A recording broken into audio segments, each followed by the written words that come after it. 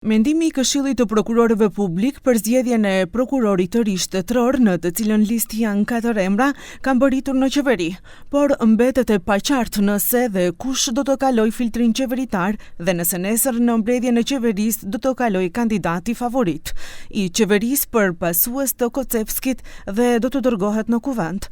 Nuk ka detaje nëse zgjedhja do të kufizohet me 3 apo 4 kandidat, pasi kryeministri Hristijan Mickoski publikisht e përjashtoi nga gara prokuroren Lençe Ristovska.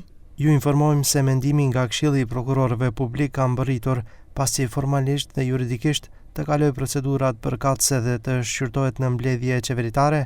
Pas marrjes së vendimit, publiku do të informohet me kohë. Kryeministri Mickoski në një intervistë televizive përjashtoi nga gara prokuroren Ristovska, i pyetur nëse janë në garë të 4 kandidatët nga lista që Këshilli i Prokurorëve Publik i dërgoi qeverisë, përfshir edhe Lençe Ristovskën, ai u përgjigj. Apsolutno ne se site u igra i moj stav povezano sa to ime je apsolutno дека to ime ne je u igra. Një zgjedhje e tillë është e bazuar me cilësi dhe jo në përshtatshmëri, reagoi prokurorja Ristovska.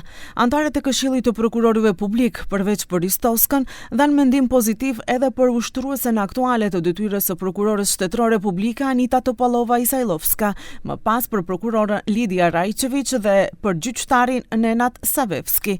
Nga gara u tërhoqën ish gjyqtari i panelit Vladimir Pančevski. Tani radhën e ka qeveria, e cila do të vendosë se cilin emër do ta dërgojë në kuvend që duhet ta zgjedhë prokurorin e ri shtetëror.